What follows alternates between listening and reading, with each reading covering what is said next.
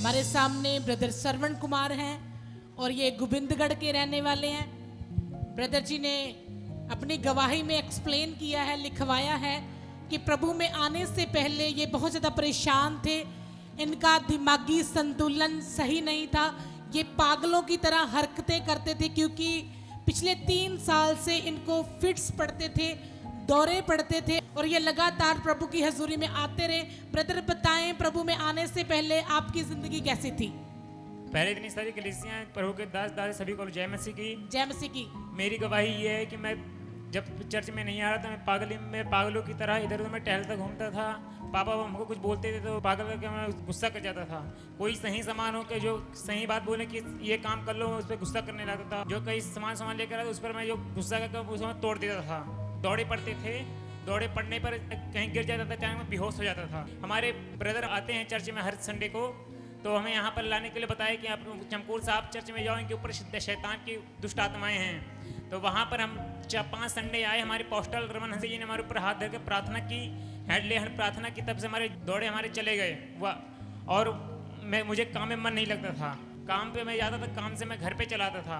कोई ना कोई मैं बोलते थे पेट में दर्द होने लगा, या मुझे पेट दर्द होने लगा, या मुझे कोई बाथरूम लग गया, या कोई मैं कहीं जाने टॉयलेट लग के मैं जा रहा हूँ, तो मैं ऐसे बहाना मार मार के मैं चला जाता था।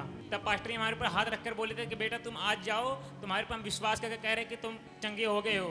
आज से प्रभु इसको चेंज करने वाला है। ये एक भविष्यवक्ता का वचन है। खुदावन के नाम में आज इसका हृदय, इसका मन बदल जाए। ये मेरा हाथ नहीं, ये यीशु का हाथ है। हीलिंग हो चुकी है।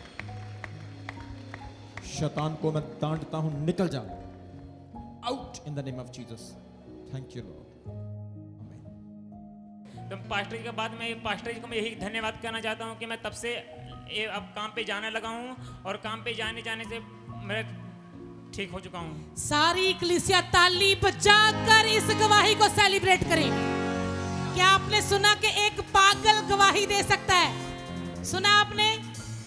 ये पूरी तरीके से पागल हो चुका था, इसको दौरे पड़ते थे, और जब भी इनके घर वाले इनको चर्च लाने की कोशिश करते थे तो ये बहाना बनाते थे कि मुझे वॉशरूम जाना है, मुझे टॉयलेट जाना है, और किसी ना किसी बहाने से ये चर्च नहीं आते थे। और कलीसिया आपको बताना चाहते हैं, पिछले 3 साल से इसको फिट्स की दवाई लगी हुई थी, मेडिसिन लगी हुई थी।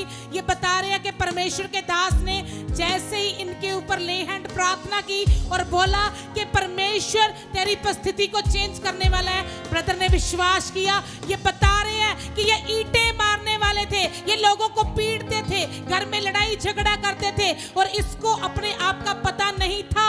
जैसे ही प्रभु के दास ने इनके ऊपर हाथ रखा, पागलपन चला गया, दौरे पड़ने बंद हो गए। ये पूरे तरीके से आजाद हो चुका कलीसिया। ये गवाही छोटी नहीं है। किसने चंगा किया? जीसस। और श्रवण कुमार, अब आप ठीक हो? हाँ जी, हम ठीक है। सभी को मैं कलीसियाओं को यही कहना चाहूँगा कि आप सभी लोग चर्च आना मत छोड़ें। चर्च में जो कुछ है वो सब यीशु मसीह के ऊपर है, क्योंकि वही हमारा ईश्वर है, वही हमारा प्रभु है। क्योंकि वही जो छुटकारा देगा तो वही छुटकारा हमें देगा, और कोई देने वाली दुनिया संसार में कोई नहीं है। परमेश्वर के दास के बारे में क्या बोलेंगे? परमेश्वर के दास के बारे में हम यही बोलेंगे कि जो हमारे प्रभु के दास हमारे ऊपर जो प्रार्थना करते हैं, हमारे लोगों के लिए सुबह शाम प्रार्थना करते हैं, हम इनका यही धन्यवाद करेंगे। हम यही बोलना चाहते हैं। आमीन, आमीन। God bless you brother.